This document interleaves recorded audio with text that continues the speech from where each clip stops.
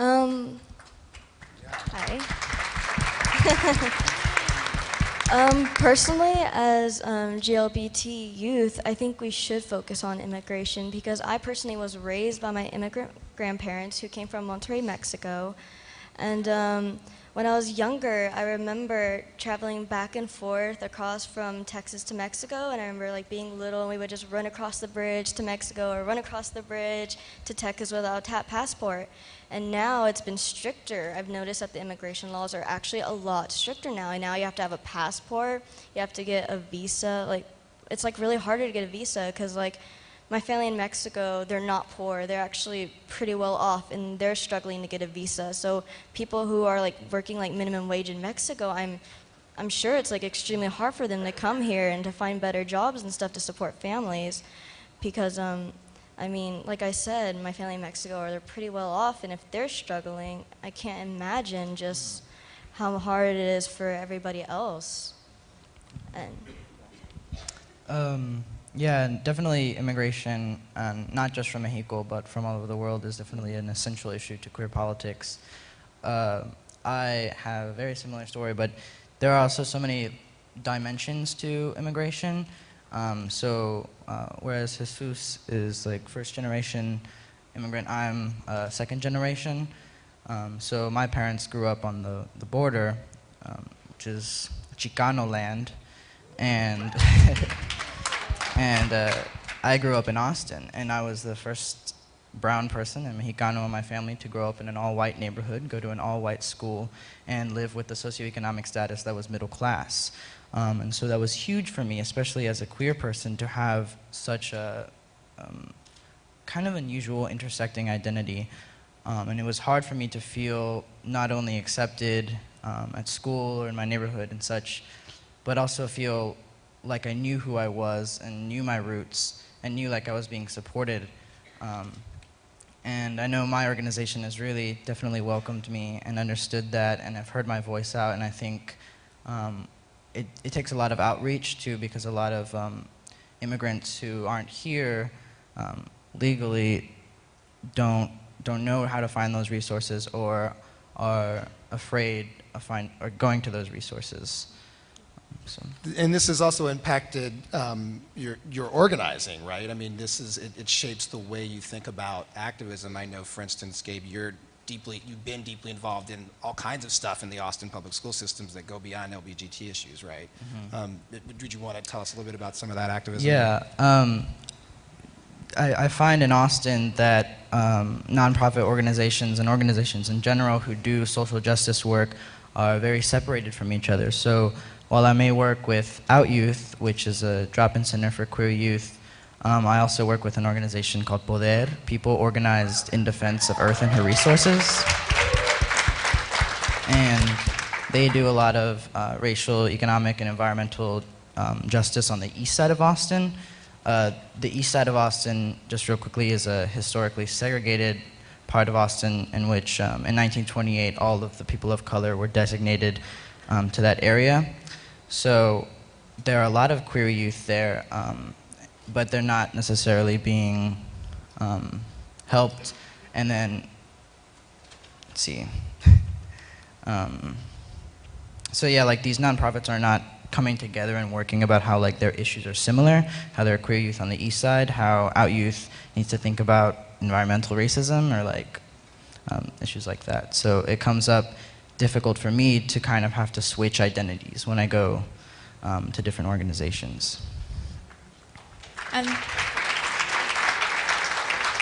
I think that we're all examples, except for Deshawn, but you're part of it, of organizations that like cross many different social identities and that are working in many different ways for the liberation of many different people.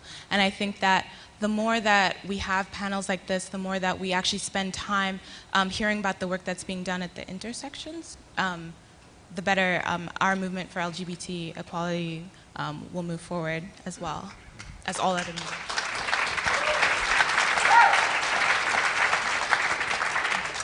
So one conversation I think we definitely need to get to here is what I think is one of the more difficult ones that we have in our community in general, which is the conversation between young people and adults. Both, I mean, socially, let alone when we get to the activism.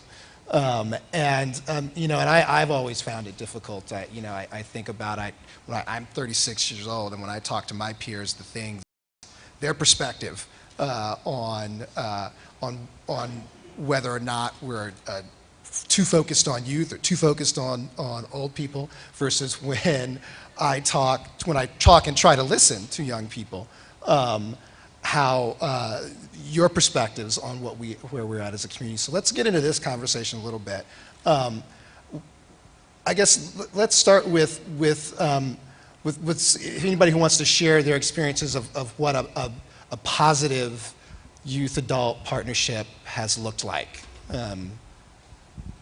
I'll speak on that.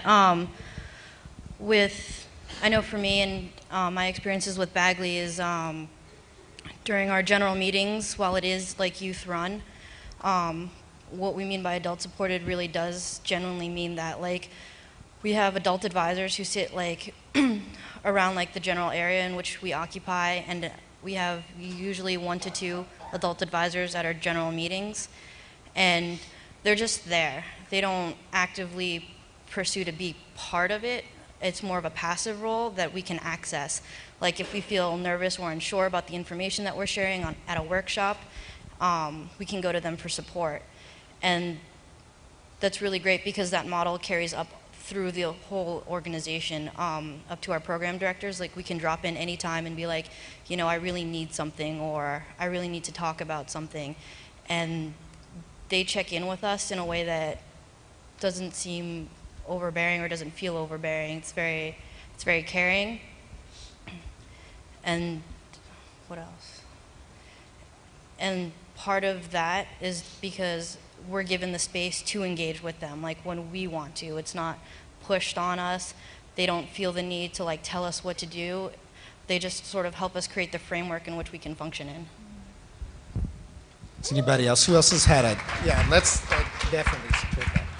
Well, at YFT, I would say that we have a good connection with the adults there, with our staff and our facility. Like, one of our directors, Judith Dumont, is like extremely supportive of me. She's the one that wanted me to be on the youth board. She's the one that connected me to this panel, and like any decision I make, she like helps me. So I've had positive experiences with adults helping youth. I think one reason why that there's such like a difference between the age groups is because like I've noticed that some organizations serve only adults and other organizations serve only youth, and maybe we need more organizations that serve both and mix the two.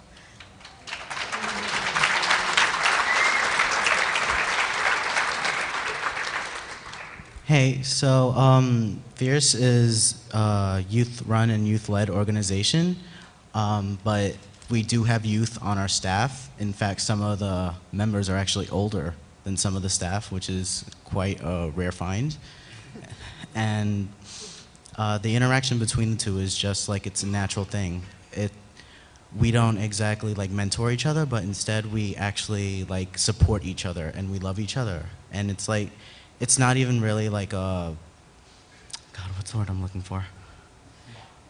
It's not even like we're even different from each other. It just seems like a huge, massive family of like staff members and board who just get along, and it's like just such a positive influence because you can learn from them and you can teach them other things. So there's no really boundary between youth and adults because we have to learn from each other in order to get along.